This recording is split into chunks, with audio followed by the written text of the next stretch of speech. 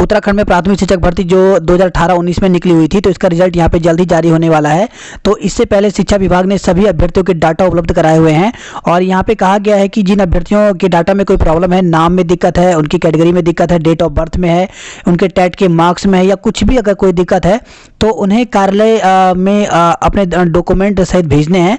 तो आज हम उसी पर ये वीडियो लेकर आए हैं, क्योंकि बहुत सारे अभ्यर्थी यहाँ पे पूछ रहे थे कैसे जो डॉक्यूमेंट है वो यहाँ पे भेजना है और किस प्रकार से जो उनके नाम में गलती है या फिर टेट के मार्क्स में है या कुछ अन्य जो गलतियां हैं उसको किस प्रकार से वहाँ पे भेजा जाना है। तो इसके लिए हम यहाँ पर इन्फॉर्मेशन लेकर आए हैं। तो आपको बता दें कि जो प्राथमिक शिक्षक भर्ती थी, इसकी यहाँ पर जो विज्ञप्ति जारी हुई थी 2018-19 में, तो उसके लिए आयोग ने जो शिक्षा कार्यालय है, इन्होंने यहाँ पर एक नोटिफिकेशन यहाँ पे जारी किया है, विज्ञप्ति जारी की है, आप देख सकते हैं यहाँ पर। तो नोटिफिकेशन के द्वारा यहाँ पे अभ्यर्थियों से कहा गया है कि अगर आपके नाम में या कोई भी यहाँ पे गलती है तो आप जल्द से जल्द यहाँ पर अपनी त्रुटि सही करवा लें, क्योंकि इसके बाद कोई भी जो त्रुटि है उसको सुधारा नहीं जाएगा। तो ये देख सकते हैं, इससे पहले यहाँ पे आगे और इसी प्रकार से अन्य जिलों की भी अब आगे निकलने वाली है। तो इसमें यहाँ पर अगर आप इसके ऑप्शन साइड में जाते हैं, स्कूल एजुकेशन की साइड में, तो वहाँ पर आपको लिस्ट मिल जाएगी और वहाँ पे अगर आपके नाम में कोई दिक्कत है, कुछ भी है, तो आपको यहाँ पे 20 तारीख तक इसको भेजना होगा।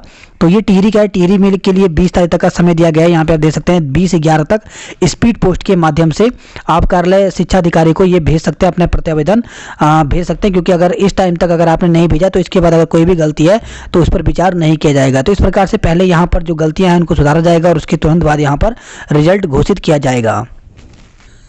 तो स्कूल एजुकेशन की ऑप्शन साइट पे जब आप जाते हैं तो वहाँ पे आपको एक एक्सेल फाइल मिल जाएगा। वहाँ पर आपके यहाँ पे इस प्रकार से नाम और ये सभी के सभी इस प्रकार से नाम है और कैटेगरी है, आपकी डेट ऑफ बर्थ यहाँ पे बताई गई है और ये पूरी की पूरी इन्फॉर्मेशन दी गई है। तो अपना नाम सर्च कर लें, चाहे वो डीएलएड के अभ्यर्थी हों या फिर बीएड के अभ्यर्थी हों, वो अपना नाम देख लें एक बार। और अगर आपको कोई भी गलती लगती है तो आप तुरंत यहाँ पर प्रत्यावेदन करके और उस गलती को सुधारने की कोशिश करें।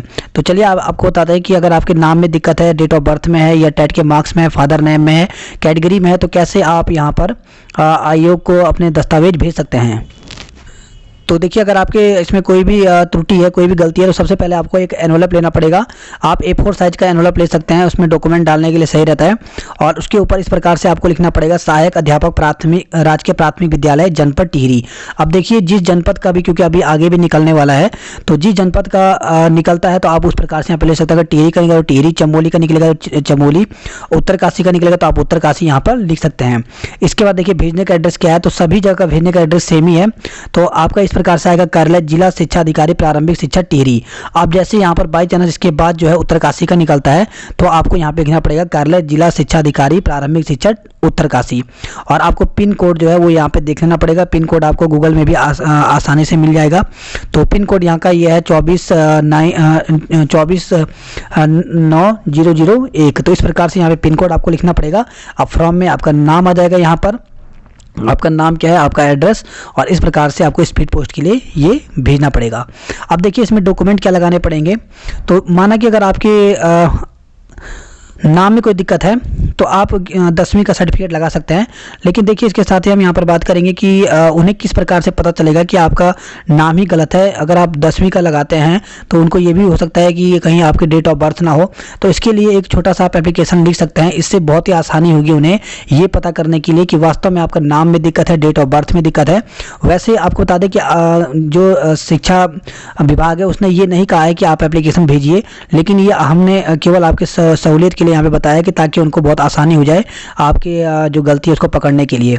तो इस प्रकार से एप्लीकेशन लिख सकते हैं, सेवा में जिला शिक्षा अधिकारी प्रारंभिक शिक्षा।